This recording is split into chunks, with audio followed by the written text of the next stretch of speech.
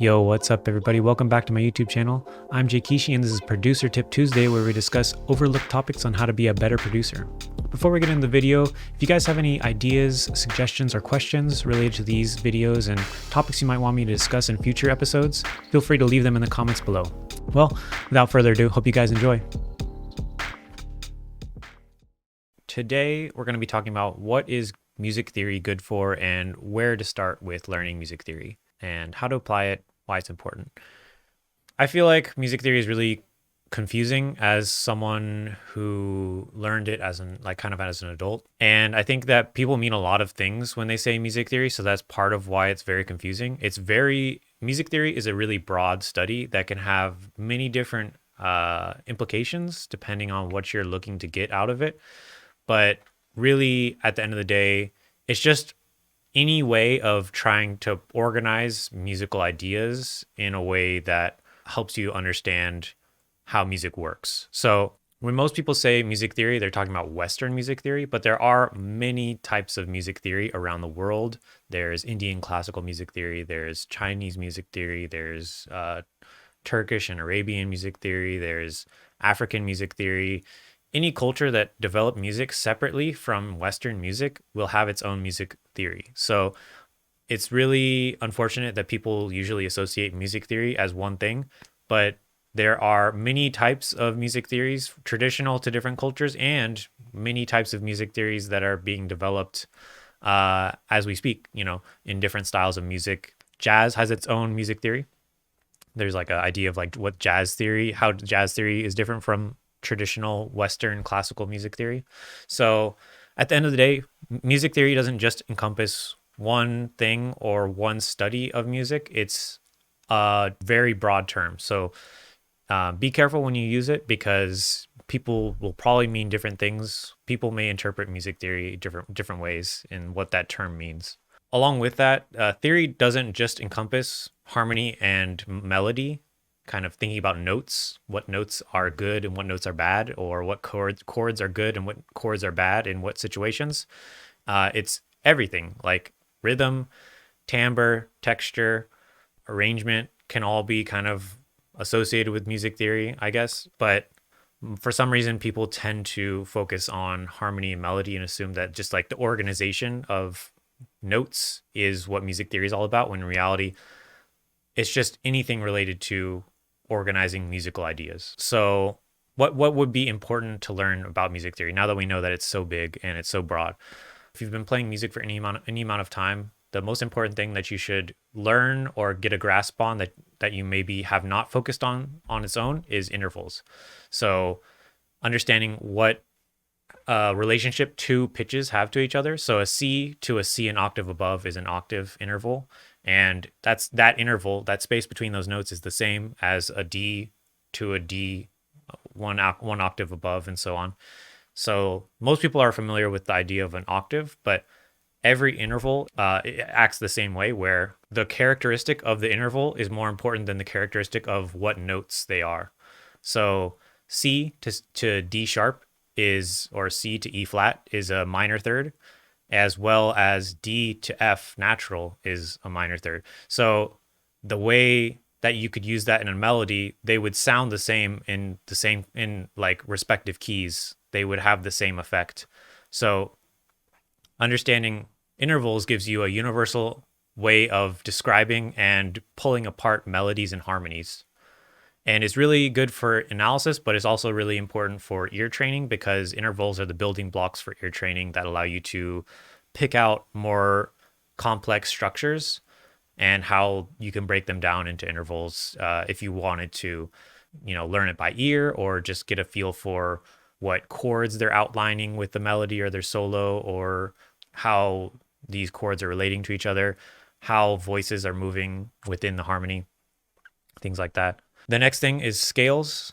If anybody has ever learned music from a band teacher or a private lesson, they've probably been told that they need to practice scales. And basically on any instrument except for percussion and drums, scales are important. As far as what's important to learn about scales is just understanding how to construct them, how they relate to the major scale is really pretty much all you really need to know. So understanding how to build a pentatonic scale out of a major scale and a pentatonic scale out of a minor scale is important. That gets into kind of like technique and on an instrument specific basis. So scales like the major, the minor, melodic minor, and harmonic minor, pentatonic for major and minor, the modes, and the diminished scale are all important scales that you would be well suited to learn, and you would get a lot out of it because those are scales that are used in some way, shape, or form in popular music of the past like 100 years or so. Diminished scale, not so much, but jazz uses diminished scales. So do other styles of music, but yeah. The next thing is chords. Simply just knowing how to build chords. So how to build a major seventh chord, how to build a minor chord, how to build a sus2 chord, a sus4 chord, a 6/9 chord, a augmented fifth chord. These tie directly into scales. Scales are directly related to chords. So knowing what chords are diatonic to a key and knowing how to match scales to chords for melodies or for soloing are all really important. And then the last thing is just understanding the naming and communication aspect of music theory, which I really, when like in the process of learning, I have come up against this so many times. It's very confusing. There's a lot of shared names. For example, dominant. Dominant can refer to the harmonic function of a chord. So a G chord in the key of C is a dominant chord because it's the fifth chord in the key of C. But if you say dominant chord, people would think you're saying a dominant seventh chord, which G7 is dominant. That would be the right chord to play in the key of C, but they're not necessarily interchangeable. There's a lot of names that are redundant and there's a lot of names that are confusing. So having a strong grasp on different ways that you can describe something and how to break it down into like the primitive ideas and be able to convey that with other musicians is really important if you ever want to collaborate with someone who plays an instrument, or if you ever want to work on composition with someone in a collaborative way. I think those things can be really helpful. Also, if you ever want to teach somebody, I think naming and communication is important, whether you want to collaborate, whether you want to educate, or just in general you want to be able to look up an idea. I was working with something yesterday where I was using a flat 5 or a sharp 11 chord. I was trying to think of how I could resolve it. If I didn't have a good way of describing that, if I wrote the wrong thing in Google, I might get the wrong search result. So just based on that, like you can see how it's important to be able to describe things and be precise with how you communicate with when you're talking about music theory terms. So how to use music theory? You should try not to rely on music theory to make the music for you. You need to focus on the ears. Your ears will tell you what is right or wrong, and you should trust your ears above music theory. If your ears say something sounds whack and music theory says it's supposed to sound good, then don't trust the music theory. Trust your ears, because ultimately people are interested in your taste and not in the taste of these accumulated centuries of composers in Western classical music who happen to have agreed upon a certain structure of melodies and harmonies and pitches. So don't ever think that music theory is the end all be all of what makes music correct or good or right. There's no one way to learn music and there's no one way to make music. So you should never think that music theory or like having it or lacking it is going to make you better or worse.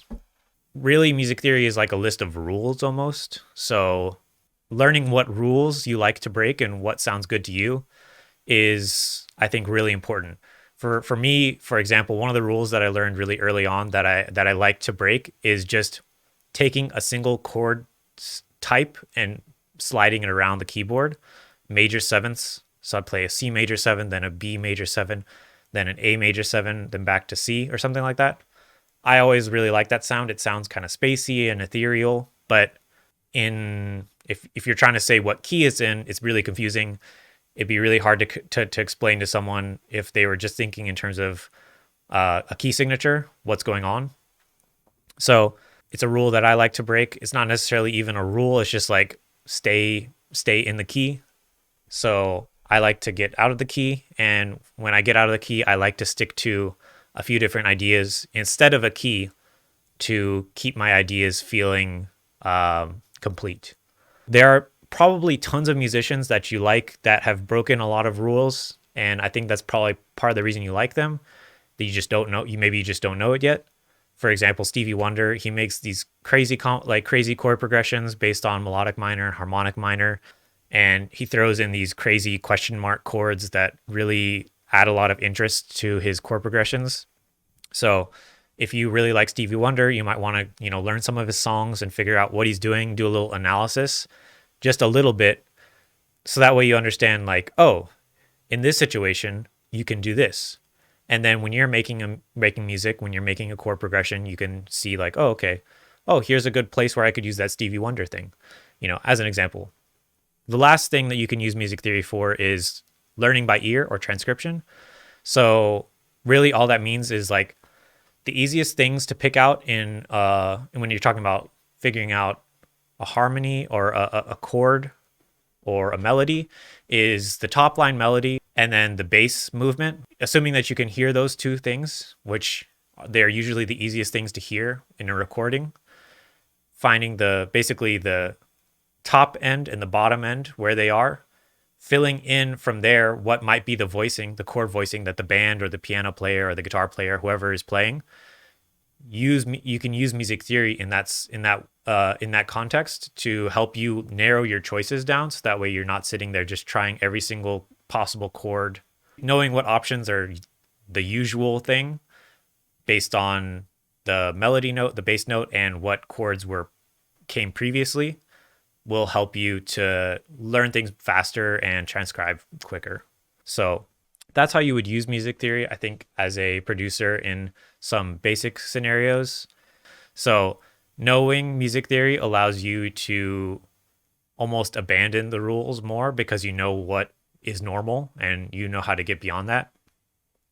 Still doesn't mean it's going to make it easier for you to make it sound good, but it'll be easier for you to know and organize your ideas and label them and say, like, I like that one, that trick where I do this, where I use a flat 3 major 7 chord leading to a minor 3 chord in a major key. The most important thing is that music is not just about what notes we play.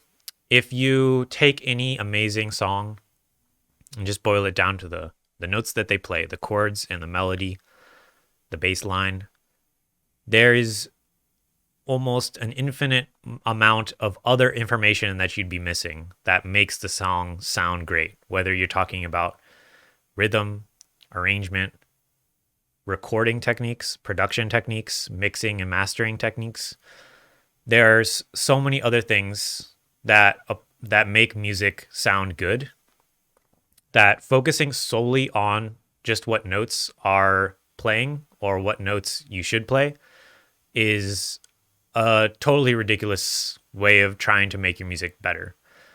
I think it's worth trying to level up at each individual thing at a time and trying to, identify your weaknesses where you struggle. But everything that music theory says is wrong, there's a way to make it sound right, in my opinion. So there's no use worrying too much about it. Another way of looking at it is, if you're playing a song in the key of C, trying to come up with a melody, even if you know nothing about piano, if you close your eyes and pick a note at random, 7 out of 12 times you'd press the right note, because all the white keys are correct in the key. So anytime you press a black key, in this case, all the white keys are correct and all the black keys are incorrect. If you press a black key, you just have to slide it down or slide it up 1 and you're back in business. So don't worry about not knowing music theory. And if you do know music theory, don't rely on it. Music theory is still just theory. So your role as a musician is not to just play within the rules. Your role is to go beyond what music theory says is possible and acceptable, and find a way to prove music theory wrong. In my opinion, that is a really important goal for all of us to, as musicians, uphold and strive after, because we can't expand the world of music by staying inside the box that previous musicians have built for us. Thank you guys for watching. If you enjoyed the video, please like and subscribe. Otherwise, I'll see you guys next time. Peace.